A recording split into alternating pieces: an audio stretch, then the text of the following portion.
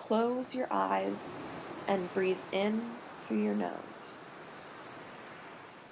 out through your nose.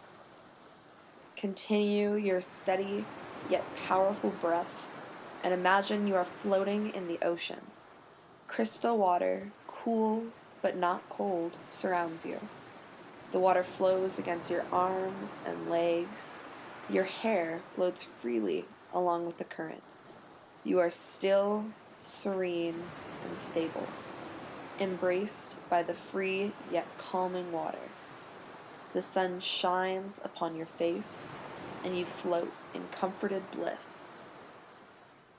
The sun starts to slink beyond the clouds. The cool water begins to turn frigid as your body is pushed by the ever-new waves, rising and falling with the sea's ever-growing power. Your body begins to whip against the current as you struggle to breathe for air. Lightning strikes, thunder booms, and you open your eyes, searching for the horizon for help, a buoy, anything to keep your head above water. You may return to your breath and open your eyes. Like us, the sea is ever-changing, and like us, the Earth's vast oceans appear at a distance to be stable and homogeneous. But beneath the mask of solidity that both we and the sea wear, there lies unpredictability, sensitivity, and power. There is much we can learn from the ocean, representative as it is of our inner landscapes. The rough sound of the sea's waves are spiritually soothing, and its salt can purify our physical selves. However, when the sea becomes unpredictable and rough, we need to be prepared for transitions to weather the storm. To have the tools available for practical use, to sail away with the boat we have built to better waters. For many students with disabilities, it can feel like these storms are altogether overwhelming during periods of transition. Students often struggle with the loss of comfort, stability, and support present in their schools and homes. And for many, post-secondary opportunities are overlooked and unconsidered for this vulnerable yet ever-resilient population. Today, more than ever, post-secondary education is becoming an expected prerequisite for advanced employment opportunities. As of 2018, 63% of jobs in the United States require some college education, and greater access to education is recognized as a key step to employment worldwide. Currently, while there are over 250 programs in the United States for students with disabilities, there are only 3 specific certificate programs for students with IDD in the state of Colorado. As of October 2015, the U.S. Office of Post-Secondary Education awarded $10 million to support the development and creation of programs specifically catered to students with disabilities. Opportunities for students with disabilities are expanding, and with that expansion, more information is needed to be shared with students and families that wish to access inclusive programs. Though programs are continually evolving, students with IDD, learning disabilities, or psychiatric disabilities that matriculate to college are still at risk for academic challenges due to weaker study and test-taking skills, less experience with academic coursework, and greater difficulties seeking support because of a reluctance to reveal their disability. Therefore, there is a need to provide support and guidance previous to attending post-secondary education, whether that be post-secondary vocational training, 2 or 4-year degree-seeking opportunities, or certificate-based programs for students with severe needs. Students desperately need the tools to build a safety net or an ark or a boat to weather the often intense storms of transition. I have become intimately acquainted with this struggle enacted with my little brother Kevin. He was on an IEP for close to his whole K-12 career for various learning disabilities such as dyslexia, dysgraphia, and ADD and ADHD. He was able to succeed at much higher levels with this support, often protected by a cloak of perceived competency. But when he moved on to college at Grinnell, he began to fluster and fail without the additional support of special education staff keeping him accountable, his specific study skill class, and the defined and outlined support of his IEP. When it came for Kevin to attend post-secondary education, like 35% of other youth with disabilities, he chose not to report his disabilities to the Office of Disability Services, and his lack of self-advocacy and understanding of his own disabilities have caused him to flounder. During my undergraduate time at Colorado College, I participated in the PIFP fellowship program twice, with my second year at the ARC Pikes Peak region. There, I found a passion and love for the clients and staff of the organization.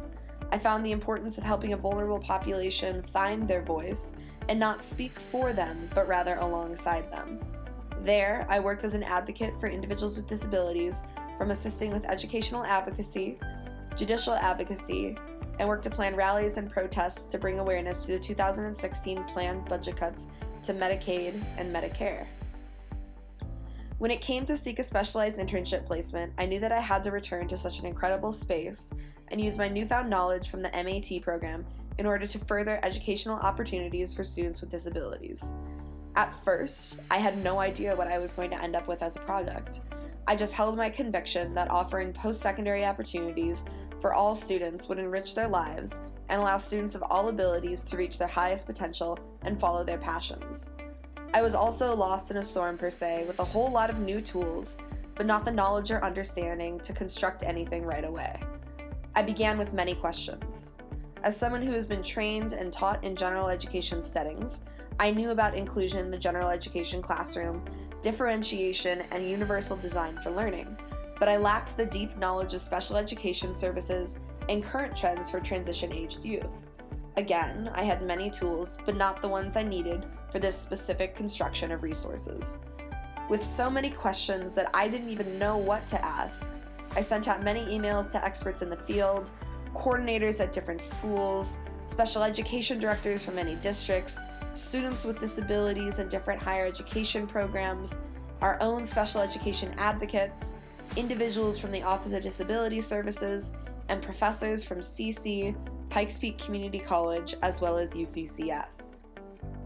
Many times I left these meetings feeling empowered with the knowledge to try and combat systemic educational injustices against students with disabilities.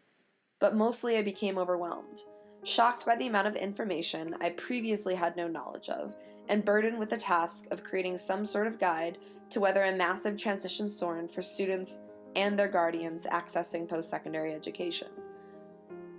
So I began to write and research. I learned about the major differences between IDEA and Section 504 of the Rehabilitation Act, the changes and discrepancies between accommodations and modifications, the separate structure for degree-seeking students and certificate-based students, how to pay for these often expensive programs through IDEA funds, vocational rehab, PASS plans, special education funds, and so much more.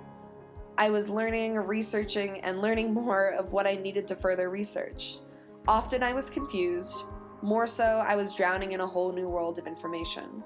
An ocean of questions, tumultuous decisions, and crashing programs, each wave promising an idealistic result, but feeling as if they were crashing over me rather than leading me to safety or the shore. There was so much to cover for a wide array of students. What does post-secondary education look for a student who is autistic? What about a student that has dyslexia, ADHD, Down syndrome, a TBI, a psychiatric disability? What do accommodations look for presentation, response, setting, timing, scheduling, organization skills, or otherwise? Much of the time, my questions and emails were answered, but often they were not, and I would be sent on another dizzying search. Luckily, there were tools that I was able to access and build my knowledge from academic articles to wonderful online tools and guides, to the technical assistance for excellence in education, to bestcolleges.com and thinkcollege.net. There were many resources, but housed in different websites, books, blogs, and videos. I set out to compile these resources in one location and one guide. And I did. It wasn't easy, but today there's a 142-page handbook filled with information, resources, and personal testimony, all compiled because of other experts answering an email, individuals with disabilities opening up about their struggles, hopes, and dreams, and heartbreaking accounts of families trying to do best for what is right for their child. What I have created is hopefully something for families, students, advocates, and teachers to rely on and build a boat to survive the treacherous waters of transition and be able to navigate the often difficult decisions along the way.